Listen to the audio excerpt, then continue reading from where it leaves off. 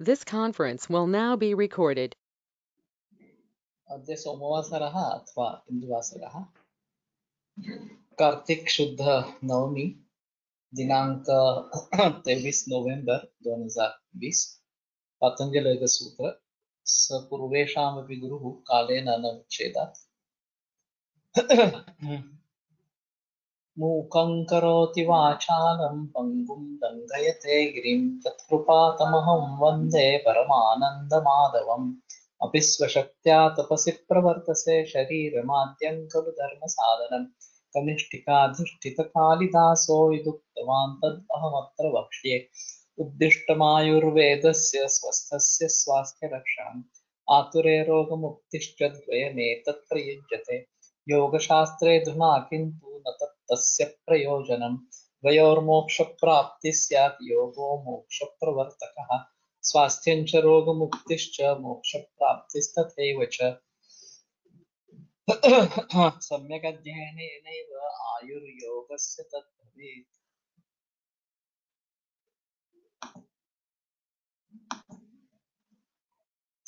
प्रथमोऽध्यायः समाधिपादः अथ योगानुशासनं योगश्चित्तवृत्तिनिरोधः तदा द्रष्टुस्वरूपेव स्थानं वृत्तिसारूप्यमितरत्र वृत्तयः पञ्चतयः क्लिष्टाः प्रमाणविपर्ययविकल्पनितराः स्मृतयः प्रत्यक्षानुमानागमाः प्रमाणानि विपर्ययो मिथ्याज्ञानम् अतद्रूपप्रतिष्ठं शब्दज्ञानानुपाती वस्तुशून्यो विकल्पः अभावप्रत्यालम्बना वृत्तिर्निद्रा अनुभूतविषया सम्प्रमोषः स्मृतिः अभ्यासवैराग्याभ्यां तन्निरोधः तत्र स्थितौ यत्नोऽभ्यासः स तु दीर्घकालनैरन्तर्यसत्कारासेवितो दृढभूमिः दृष्टानुश्रवितविषयवितृष्णस्य वशीकारसंज्ञा वैराग्यं तत्परं पुरुषख्यातिर्गुणवैतृष्ण्यम् वितर्कविचारानन्दास्मितारूपानुगमात् सम्प्रज्ञातः विरामप्रत्याभ्यासपूर्वः संस्कारशेषोऽन्यः भवप्रत्ययो विदेहप्रकृतिलयानां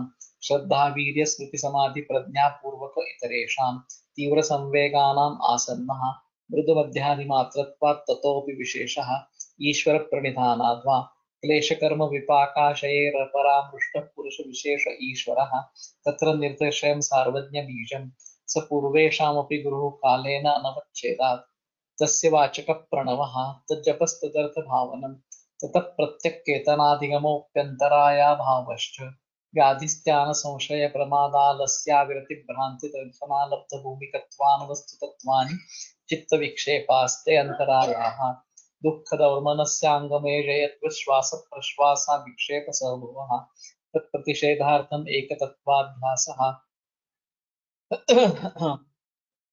मैत्री करुणा मुदितोपेक्षाणां सुखदुःखपुण्यापुण्यविषयाणां भावनातश्चित्तप्रसादनं प्रच्छर्दनविधारणाभ्यां वा प्राणस्य विषयवती वा प्रवृत्तिरुत्पन्ना मनसस्थितिनिबन्धिनी विशोका वा ज्योतिष्मती वीतरागविषयं वा चित्तं स्वप्ननिद्राज्ञानालम्बनं वा यथाभिमतध्यानाद् वा परमाणुमहत्त्वान्तोऽस्य वशीकारः क्षीणवृत्तिरभिजातस्यैव मणेर्ग्रहीतृग्रहणत्राह्येषु तत्सततं समापत्तिः तत्र शब्दार्थज्ञानविकल्पैः संकीर्णा सवितर्का समापत्तिः स्मृतिपरिशुद्धः स्वरूपशून्येवार्थमात्रनिर्भासा निर्वितर्का एतयैव सविचारा निर्विचारा च सूक्ष्मविषया व्याख्याता सूक्ष्मविषयत्वं च आलिङ्गपर्यवसानं ता एव सबीजसमाधिः निर्विचारवैशारद्यध्यात्मप्रसादः ऋतंभरा तत्र प्रज्ञा श्रुतानुमानप्रज्ञाभ्याम् अन्यविषया विशेषार्थत्वात्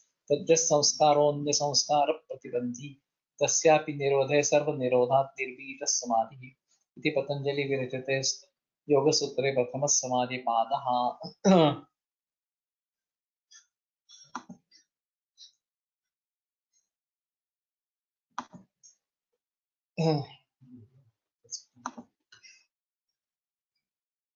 तत्र निरतिशयं सर्वज्ञबीजम् सार्वज्ञबीजम्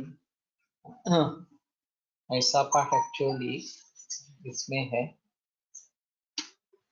पतंजलि योग दर्शन कृष्णा जी कोडटकर जी के पाठ में है तो वही बेहतर लगता है।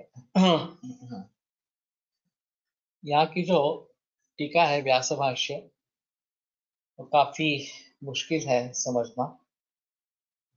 तो एक बार पढ़ लेते हैं, लेकिन कृष्णा जी कोलटकर जी का जो विवरण है वो ज्यादा बेहतर इस प्रकार का है, और इसलिए वो सुनना चाहेंगे, वो बेटर ऑप्शन रहेगा।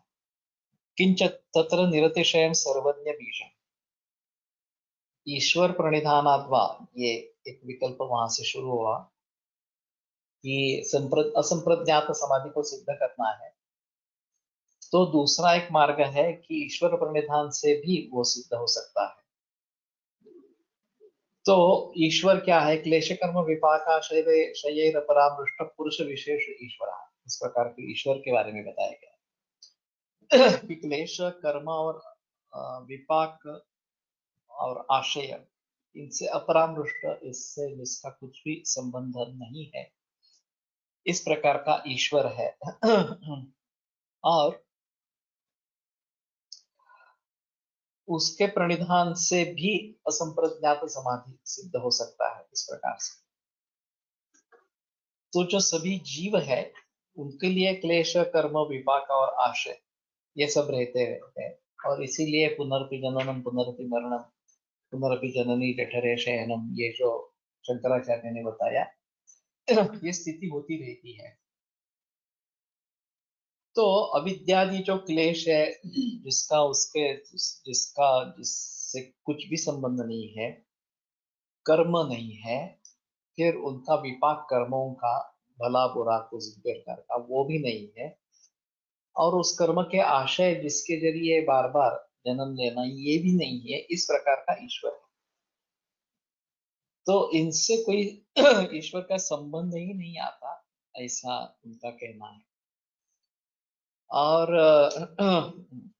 इन्होंने द्वविमो पुरुषो लोके क्षरश्च अक्षर एव च, क्षर सर्वाणि भूतानि कूटस्थो अक्षर उच्यते, गीता में से ये दिया है 15वें अध्याय में से, कि दो पुरुष है, एक क्षर और एक अक्षर। क्षर जो है वो सर्वभूत सर्वजीव मात्र है, कूटस्थ अक्षर उच्यते।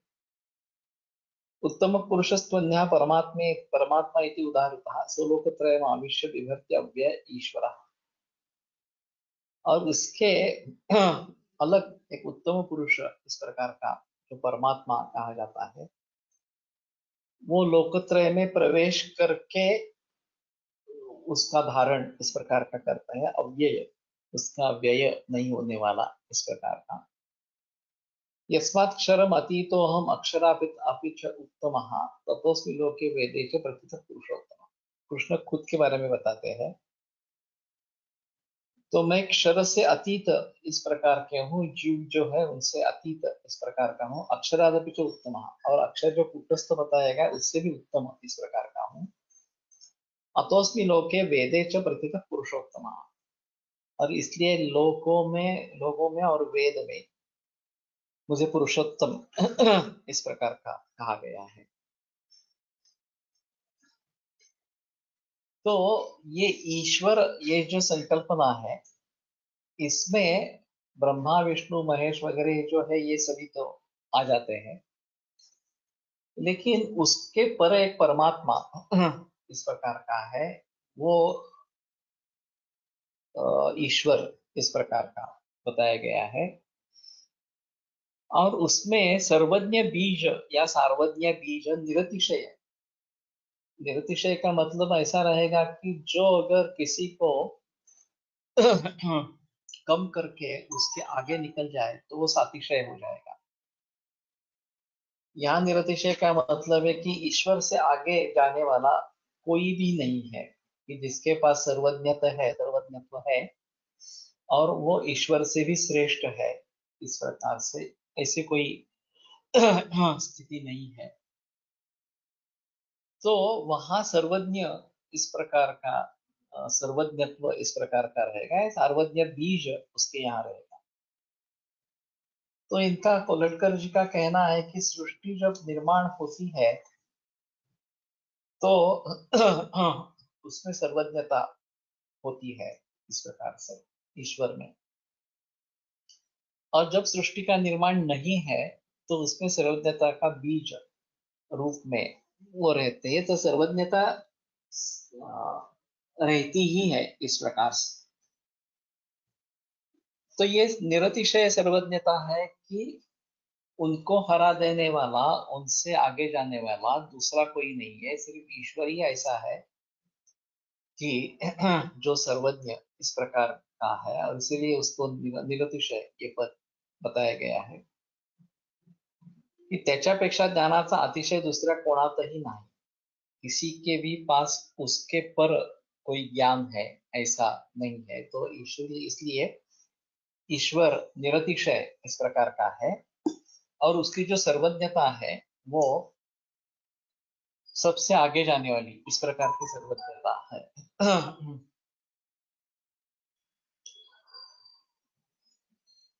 तो महतत्व के पर कुछ नहीं है, और स्वयं महतत्व है, अनंत इस प्रकार का है। तो सृष्टि की उत्पत्ति स्थिति संहार ये जो घटनाएं होती रहती है वो ईश्वर के निरतिशय ज्ञान के जरिए होती रहती है, और इसीलिए उसकी सर्वज्ञता निरतिशय इस प्रकार की बताई गई है। जब अव्यक्त से महत तत्व, महत तत्व से स्थूल सूक्ष्म सर्व सृष्टि इस प्रकार की निर्माण होती रहती है, तो इन सभी का अधिष्ठान जो परमेश्वर इस प्रकार का है, तो उसकी ईश्वर की सर्वज्ञता, ये जब पदार्थ जब व्यक्तावस्था में होंगे तो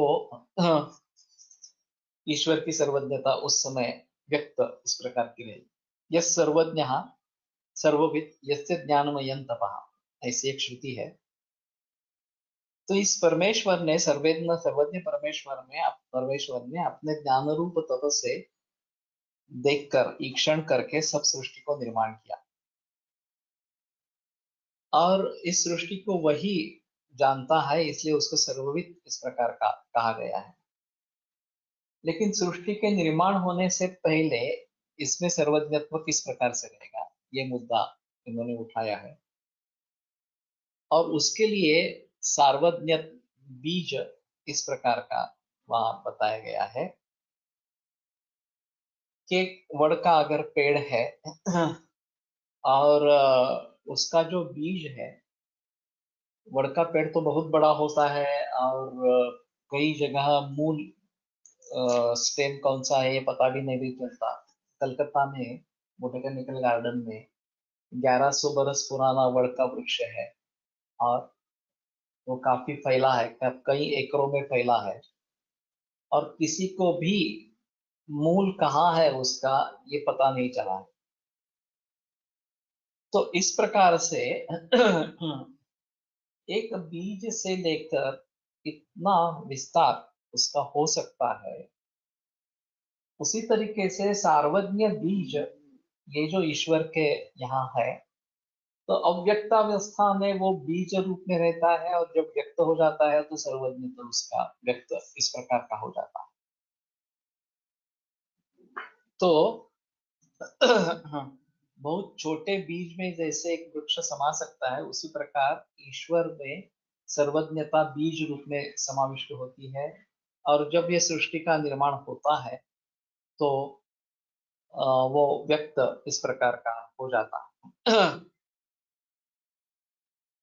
इनमें देश काल और वस्तु इससे परिचिन्नता होती है, ऐसा बाकी तत्वों के बारे में है। एक वस्तु एक देश में और दूसरे देश में नहीं है, उसकी देशावच्छिन्नता है। नागपुर में संतरी है, कश्मीर में सेब है, वगैरह वगैरह इस प्रकार से। तो ये पर्टिकुलरली उस देश से संबद्ध इस प्रकार के रहेंगे। एक वस्तु इस काल में है, दूसरे काल में नहीं है, या एक वस्तु ये कालावच्छिन्नता इस प्रकार की है, और एक वस्तु दूसरे वस्तु में नहीं है, ये वस्तु अवच्छिन्नता इस प्रकार की है। तो हर एक चीज जो हम तो देखते हैं वो देशावच्छिन्न, कालावच्छिन्न और वस्तुवच्छिन्न इस प्रकार की उसमें अवच्छिन्नता होती रहती है। और जो इस अवच्छिन्नता से पर हो वो कालावच्छिन्न देशावच्छिन्न वस्तुअवच्छिन्न इस प्रकार का रहेगा, और ना कि उसका निर्माण होना संभव है ना कि उसका नाश होना संभव है, वो तो है ही, बस इतना ही। तो ईश्वर के यहाँ सर्वज्ञ बीज, सर्वज्ञ बीज इस प्रकार का है जो अव्यक्त अवस्था में वहां पे रहता है और जब सृष्टि व्यक्त हो जाती है तो ये सर्वज्ञता उसकी व्यक्त इस प्रकार की हो जाती है। तो अगर हम ईश्वर स्वरूप बन जाएंगे तो शायद उम्मीद है कि हम सर्वज्ञ इस प्रकार के बन जाएंगे। अभी ईश्वर प्रणिधान इसमें मैं और ईश्वर अलग अलग इस प्रकार के हैं और इसलिए मैं ईश्वर का प्रणिधान कर रहा हूं, ऐसी स्थिति है, तो द्वैत भाव इस प्रकार का। आगे चलकर ये द्वैत भाव नष्ट हो जाए और मैं ही ईश्वर हूँ, चिदानंद रूप शिवोहम शिवोहम, ये चिदानंद रूप शिव मैं ही हूँ, इस प्रकार की अनुभूति होना, ये उसके भी आगे का इस प्रकार का मार्ग है। और अंततः मैं जब खुद परमात्मा रूप बन जाऊं तदा द्रष्टु स्वरूप अवस्थान इस प्रकार की स्थिति हो जाएगी, तो कुछ भी नहीं रहेगा वास्तव में। जो परमात्मा तत्व है उसमें मैं विलीन इस प्रकार का हो जाऊं, वही बन जाऊं, ये थोड़ा सा इस प्रकार का। तो फिर देश काल वस्तु अवच्छिन्न ये सभी चीजें नहीं रहेगी, मैं खुद परमात्मा स्वरूप बन जाऊंगा इस प्रकार से। तो ये जो सार्वज्ञ बीज ईश्वर के यहाँ है, ईश्वर के संधिकट इस प्रकार का है, संदिग्ध है, वो एक अलग चीज इस प्रकार की है। हमारा जो योग का मार्ग है वो ज्ञान मार्ग है कि संप्रज्ञात समाधि से आरंभ करके असंप्रज्ञात समाधि की अंतिम अवस्था को प्राप्त करना, जहाँ सभी चित्तवृत्तियों का निरोध हो जाए और तदा दृष्टि स्वरूप अवस्थान इस प्रकार की स्थिति प्राप्त हो जाए, ये इसमें अहम चीज इस प्रकार की है। तो इसमें ये बात ध्यान में रखनी पड़ेगी कि इस प्रकार अगर हम उस अवस्था को पहुंचने की कोशिश करेंगे ईश्वर प्रणिधान से, तो खुद ही ईश्वर बन सकेंगे, बन जाएंगे, और फिर हमारे पास सर्वज्ञता इस प्रकार की होगी। तो एक योग का तरीका है अतीत अनागत इस प्रकार का ज्ञान होना, ये योगी लोगों के लिए संभव इस प्रकार का। वो दिलीप राजा जब वशिष्ठ के पास गया कि मैं निसंतान हूँ और आपको दुख कैसे नहीं होता कि मुझे आपत्ति प्राप्ति नहीं हुई है देखकर, तो उन्होंने ध्यान लगाया वशिष्ठ ने, और फिर उन्होंने उसको कारण बताया, पुरा शक्र मुखस्थाय तमोर्विम प्रति आसित कल्पतरुच्छायाम आश्रिता सुरक्षित। तो इंद्र को सहायता करके वापिस आ रहे थे स्वर्गलोक से, तो बीच में कल्पतरु छाया के नीचे कामधेनु थी। ऋतुस्नाता मिमाम स्मरण, तो सुदक्षिणा ऋतुस्नात है तुम्हें मालूम था, और इसलिए धर्मलोक हो गया रात्रि ऋतुस्नाता मिमाम स्मरण प्रदक्षिण क्रिया हार्याम तस्यांतों साधुनाचा।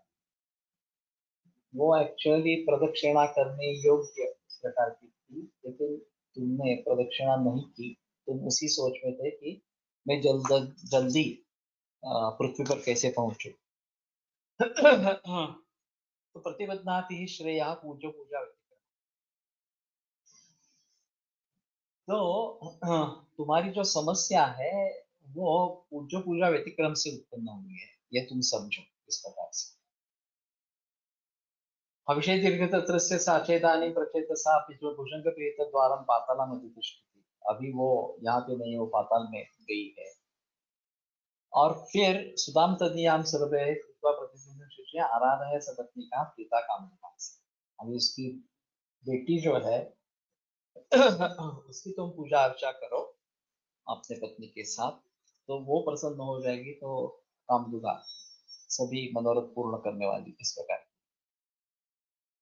यह कहने का मतलब है ये जो घटना हुई है वो काफी दिन पहले हुई है। फिर भी वशिष्ठ ने ध्यानावस्था में उस घटना को जान लिया।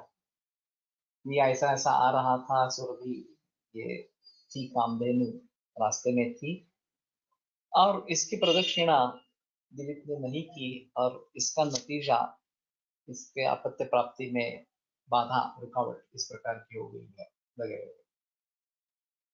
तो ये अतीत को देख पाना, अनागत को देख पाना, ये योगियों का एक ऐश्वर्य इस प्रकार का कहा जाता है। बहुत प्रत्यय विधेय प्रकृति लया नाम, ये जो पीछे बताया कि विदेह यानी कि देव, और प्रकृति लय जिनका हो गया है, इस प्रकार के योगी, इनको फिर से बहु प्रत्यय लेना पड़ता है, या फिर के संसार का अनुभव करना पड़ता है। तो उसमें वो अटक नहीं जाए, ये एक सबसे अहम इस प्रकार की चीज रहेगी। और जो सच्चे योगी है, जो इस प्रकार की स्थिति को प्राप्त करना चाहते हैं तथा दृष्टि स्वरूप अवस्था में, तो उसमें अटक नहीं जाते हैं। लेकिन यहाँ अगर सर्वज्ञ बीज इस प्रकार का है, तो सभी वस्तुओं का ज्ञान इस अवस्था में हमें प्राप्त हो सकता है, ये एक अहम चीज इसमें है। अभी मैं प्रातिपदिक कोश के कार्य में जुड़ा हुआ हूँ, और सबसे बड़ी समस्या है विदेश से जो आहार्य पदार्थ यहाँ पर आकर रूढ़ हो गए हैं, उनके गुणकर्मों के बारे में हम कैसे जाने।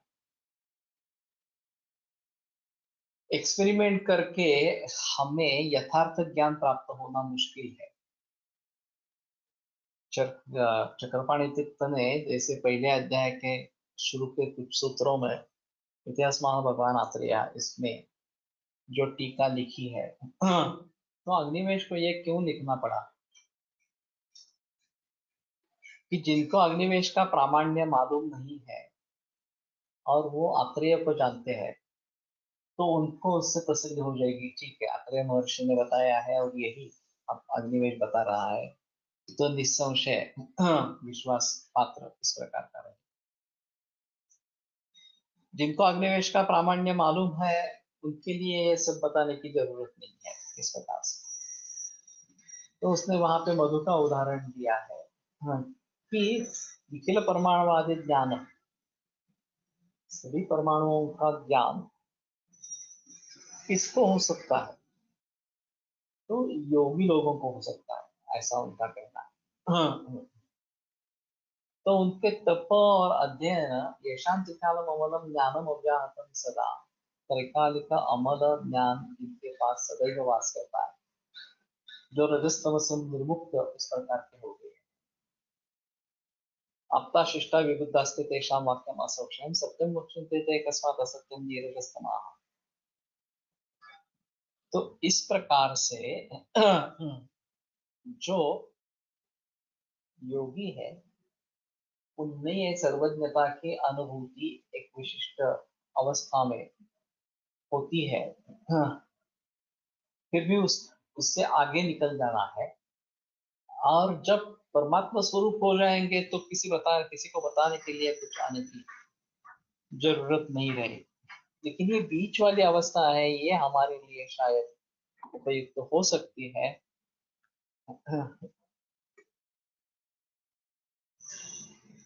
तपस्या ही योगी बनता है। तो योगी और तपस्वी में फर्क नहीं होगा, सिर्फ योग एक अनूठा अंग है। तपस्वी में भी सभी चित्तवृत्तियों का निरोध करके इसी आलम्बन पर ये चित्त एकाग्र करना ऐसा रहेगा। और योगी का भी वही मकसद है कि चित्तवृत्ति उनका निरोध करके उस तदादृष्ट स्वरूप अवस्थानम, इस अवस्था को पहुंचना। लेकिन मेरे कहने का मतलब है कि इस प्रकार की जो एक सर्वज्ञता इस बीच में हो सकती है जो ईश्वर के पास है, और ईश्वर प्रणिधान से हमें वो प्राप्त हो सकती है, लेकिन हमें वहां अटकना नहीं है। ये सबसे अहम इस प्रकार की चीज है। किंच तत्र निरतिशयं सर्वज्ञ बीजं यदिदम अतीत अनागत प्रत्युत्पन्न प्रत्येक समुच्चयात् तीन्द्रिय ग्रहणम अल्पम बन्धीरिति सर्वज्ञ बीजम एतत् विवर्धमानम तत्र निरतिशयं स सर्वज्ञ। तो ये अतीत, ये बीत गया है, ये अनागत, ये आगे आने वाला है, अभी प्रत्युत्पन्न, अभी के हाल में उत्पन्न हुआ है।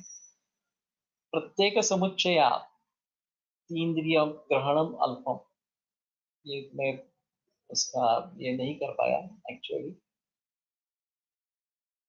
प्रत्येक समुच्चय अतीन्द्रिय ग्रहणम, इसमें जो अतीन्द्रिय ग्रहण है, हम आम आदमी जो है वो हमारे सामने कुछ वस्तु है हम देख रहे हैं, हम सुन रहे हैं, लेकिन अतीत में वो बीत चुकी है, वो घटनाएं बीत चुकी है। तो अभी उसको हम कैसे सुनेंगे, कैसे देखेंगे वगैरह वगैरह इस प्रकार से। जो अभी हुई ही नहीं है, अनागत है, वो भी हम कैसे सुनेंगे भाई, कैसे देखेंगे। और प्रत्युत्पन्न अभी की स्थिति में लेकिन अन्य देश है इस प्रकार से, कहीं यूरोप में कुछ हो रहा है, तो हम उसको कैसे देखेंगे। तो ये सामर्थ्य हमारे पास नहीं है, लेकिन ये ईश्वर के पास है, ऐसा कहने का मतलब है। सर्वज्ञ बीजम एतद् विवर्धमानम यत्र निरतिशयं निरतिशयं स सर्वज्ञ। ये बढ़ता हुआ इस प्रकार का सर्वज्ञत्व है और निरतिशय है, उसको उसके आगे चलने वाला दूसरा कोई नहीं है। अस्ति काष्ठा प्राप्ति सर्वज्ञ बीजस्य सातिशयत्वात् परिणमवत् परिणमवत् इति। तो काष्ठा प्राप्ति, उसकी चरम सीमा को पहुंचना, सर्वज्ञ बीजस्य सातिशयत्वात् परिणमवत्। तो ये एक अतिशय सातिशय इस प्रकार का है, उसको अगर कोई पीछे छोड़कर आगे जाने वाला है तो ये परिणमवत, बदलने वाली इस प्रकार की होगी। यत्र काष्ठा प्राप्ति ज्ञान से सर्वज्ञ सप्त पुरुष विशेष। जब काष्ठा प्राप्ति हो जाती है, चरम प्राप्ति इस प्रकार की हो जाती है, तो वो सर्वज्ञ और पुरुष विशेष है। सामान्य मात्रोपसंहारे च कृतोपक्षयम् अनुमानं न विशेष प्रतिपत्तो समर्थन। अगर सामान्य रूप से अगर हम संहार करेंगे, इकट्ठा करेंगे, तो कृतोपक्षयम् अनुमानम न विशेष प्रतिपत्तो समर्थन। थोड़ा सा है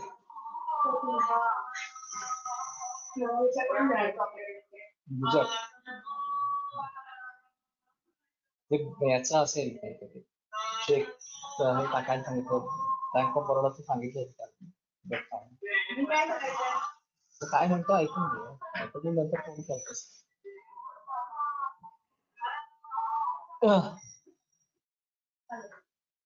विशेष प्रतिपत्ति न विशेष प्रतिपत्तो समर्थम। विशेष के ज्ञान के लिए सामान्य रूप से जो विधान किया गया हो वो समर्थ नहीं इस प्रकार का होता है। तस्य संज्ञादि विशेष प्रतिपत्ति रागम अतः पर्यन्वेक्ष्या। तस्य संज्ञादि विशेष प्रतिपत्ति आगमतः पर्यन्वेक्ष्या, तो उसको जो संज्ञादि विशेष प्रतिपत्ति है वो आगम से ढूंढनी है। तस्मात् मानुग्रहाभावेपि, तस्य आत्मानुग्रहाभावेपि, सॉरी, भूतानुग्रह प्रयोजनम। हाँ, तो खुद पर अनुग्रह करने का अभाव होने पर उसको खुद को उससे कुछ फायदा होने वाला ऐसा नहीं है। भूतानुग्रह प्रयोजन, लेकिन भूतानुग्रह उसका प्रयोजन इस प्रकार का है। ज्ञान धर्मोपदेशेन कल्पफलय महाप्रलयेषु संसारिणः पुरुषान् उद्धरिष्यामि तथा च उत्तम। ज्ञान धर्म के उपदेश से कल्प प्रलय महाप्रलय, एक एक कल्पांत हो जाता है या महाप्रलय हो जाता है, तो संसारिणा पुरुषान उद्धरिष्यामि, जो संसारी पुरुष है उनका मैं उद्धार करूंगा। तथा च उत्तम, आदि विद्वान निर्माण चित्तम अधिष्ठाय कारुण्यात भगवान परमर्षि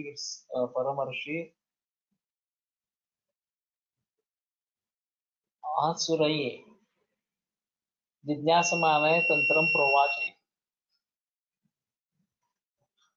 आदि विद्वान निर्माण चित्तम अधिष्ठाय,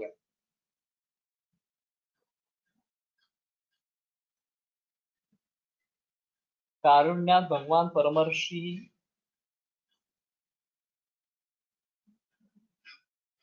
आसुरये, परमर्षि आसुरये जिज्ञासमानाय।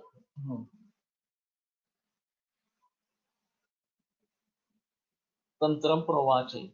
हाँ, तो जिसको ज्ञान की अभिलाषा है, जिज्ञासा है, उसको उन्होंने ये तंत्र बताया इस प्रकार का। आदि विद्वान निर्माण चित्तम अधिष्ठा, ये कुछ समझ में नहीं आ रहा है। आदि विद्वान ये पहला विद्वान इस प्रकार का, निर्माण चित्तम अधिष्ठाय।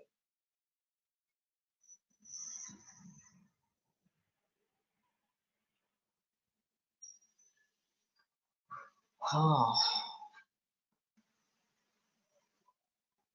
तो ये काफी समझने में मुश्किल है। मैं थोड़ी कोशिश फिर से इसके बारे में कल करूंगा, लेकिन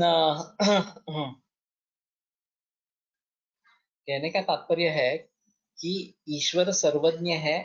व्यक्तावस्था में, सृष्टि की व्यक्तावस्था में उसका सर्वज्ञत्व व्यक्त है, सृष्टि की बीजावस्था में उसका सर्वज्ञत्व बीज रूप में स्थित इस प्रकार का। तो इसी बात को ध्यान में रखना ज्यादा बेहतर इस प्रकार का रहेगा।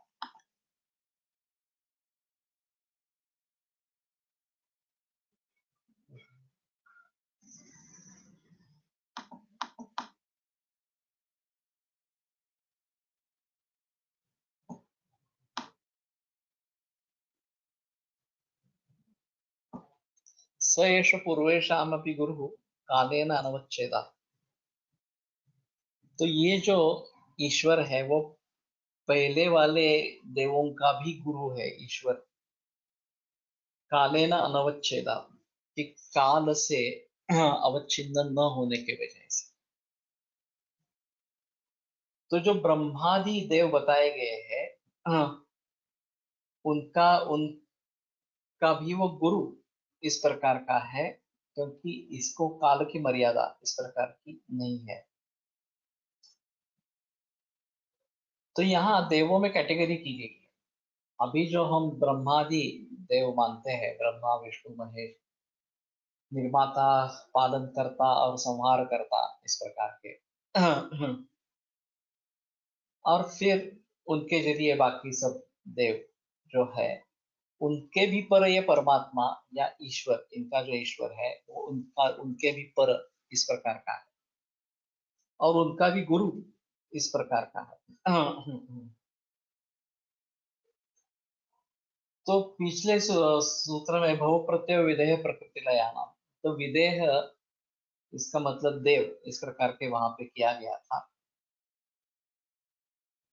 और महत्त्व में विलीन, ये जो रोगी प्राकृत स्वर्ग में देव भाव को प्राप्त होकर अपने कार्य निर्हेतु निरहंकार वृत्ति से करते रहते हैं।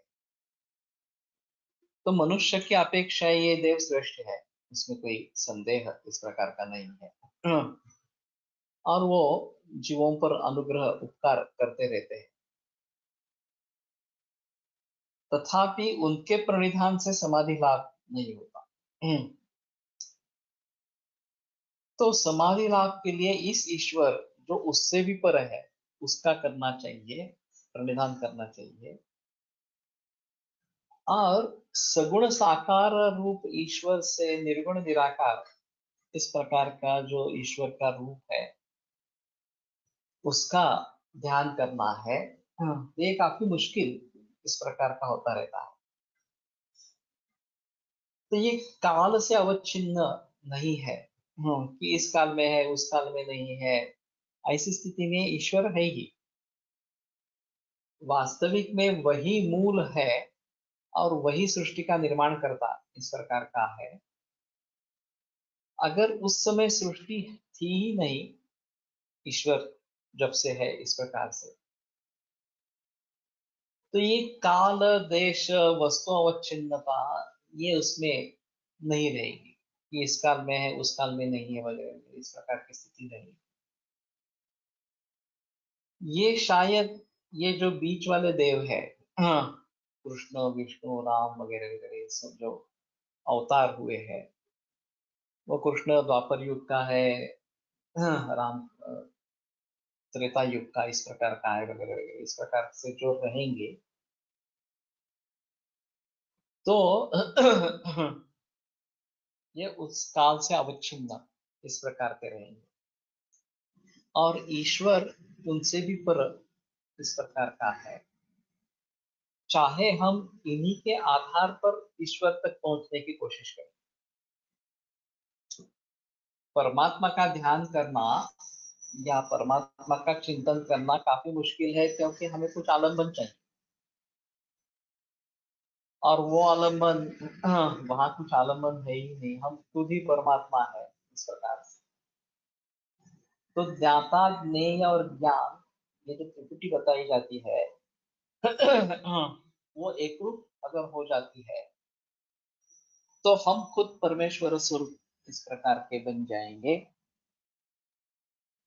और फिर हमारे लिए कुछ भी नहीं रहेगा, विश्व नहीं रहेगा, ये जगत नहीं रहेगा इस प्रकार से। तो ये सब बाकी सब जीवों के लिए है, जिन ये जो इस जन्म मरण के चक्र में फंसे हुए इस प्रकार के हैं।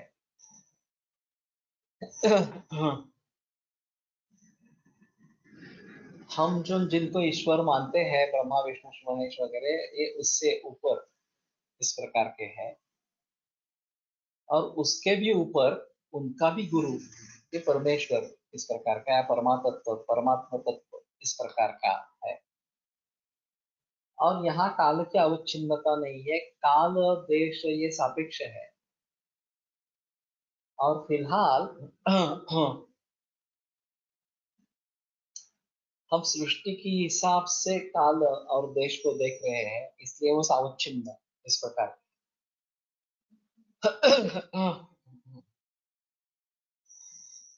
तो उन्होंने एक ऐसा बताया है कि देश और काल ये वस्तु नहीं है, तो चित्त की विशिष्ट संवेदना इस प्रकार की। जैसे कि सृष्टि में एक के बाद दूसरी इस प्रकार की वस्तुओं का निर्माण होता रहता है और नाश भी होता रहता है। तो चित्त की इस प्रकार की जो संवेदना है, उसको जो ज्ञान होता रहता है, वो काल संवेदना बताई जाती है। और यहाँ ये वस्तु है, वहां वो वस्तु है, यहाँ ये वस्तु नहीं है वगैरह वगैरह, इस प्रकार की चित्त में जो जानिव इस प्रकार की संवेदना होती है वो देश संवेदना है। तो सृष्ट वस्तुओं के बारे में उनके जो अनुभव आते हैं, ये चित्तनिष्ठ काल संवेदना और देश संवेदना इस प्रकार की होती रहती है। तो ये सृष्टि के ऊपर निर्भर है। अगर सृष्टि ही नहीं रही तो ये काल देश इस प्रकार का अवच्छेद ही नहीं रहेगा समाज से। ये उसके पर इस प्रकार का है। और इसलिए उस परमात्मा तत्व को जानने के लिए ये सीढ़ी जैसा हम प्रयोग करेंगे, ईश्वर प्रणिधान से इस प्रकार से शुरू में आलंबन सहित इस प्रकार की कोई मूर्ति कोई चित्र इसके ऊपर कॉन्सेंट्रेट करेंगे, लेकिन बाद में हमें जो जाना है, हाँ, वो परमात्मा की तरफ जाना है जो निर्गुण निराकार इस प्रकार का होता है। आत्मा वा इदम एक एव अग्रे आसीत नान्यत किंचन किंचन ईश्वर, ये बृहदारण्यक में है कि शुरू में सिर्फ आत्म तत्व ही था, दूसरा कुछ भी नहीं था इस प्रकार से। तो इसके जरिए उस परमात्म तत्व तक पहुंचना, उसका स्वरूप समझ लेना, ये आवश्यक इस प्रकार का हो जाएगा। हाँ, और इसका रास्ता ईश्वर प्रणिधानात्मा यहाँ से शुरू होगा।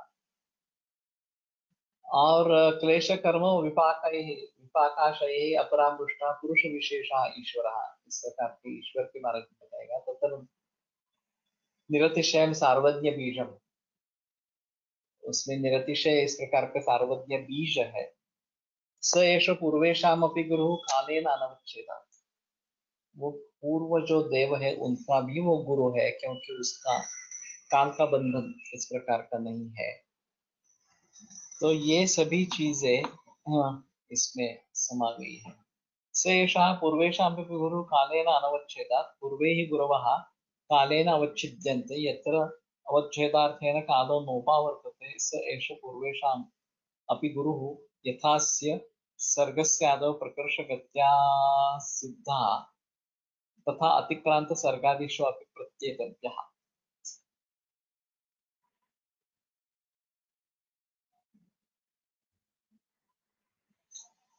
तो जहाँ काल का इस प्रकार का बंधन नहीं है, काल से अवच्छिन्न होना ये नहीं है, वहां ये सर्वज्ञत्व और ईश्वरत्व इस प्रकार का है, और इसलिए वो इन देवों का भी गुरु इस प्रकार का बताया गया है। ठीक है, अभी यहीं पे रुकते हैं। तस्य वाचकः प्रणवः तज्जपस्तदर्थ भावनम, ये आगे के सूत्र है। ततः प्रत्यक चेतनाधिगमोप्यंतराया भावश्च, फिर अंतराय क्या क्या है, ये व्याधिष्ठान संशय प्रमादालस्य विरति भ्रांति दर्शनालब्ध भूमि तत्वानुवृत्ति तत्वानि चित्त विक्षेपास्ते अंतराया। तो ये सभी आगे वाले सूत्र है। तो ओंकार का महत्व क्यों है, तो शिवाचका प्रणव, प्रणव यानी कि ओंकार, ये आगे के सूत्रों में बताया जाएगा। और ठीक है, परसों बुधवार को इसके बारे में फिर से सोचेंगे। आज यहीं पे रुकते हैं। योगेन चित्तस्य पदेन वाचां मलं शरीरस्य च वैद्यकेन योपाकरोक्तं प्रवरं मुनीनां पतञ्जलिं प्राञ्जलिरानतोऽस्मि। विरम्यते व्याख्याने बुधवार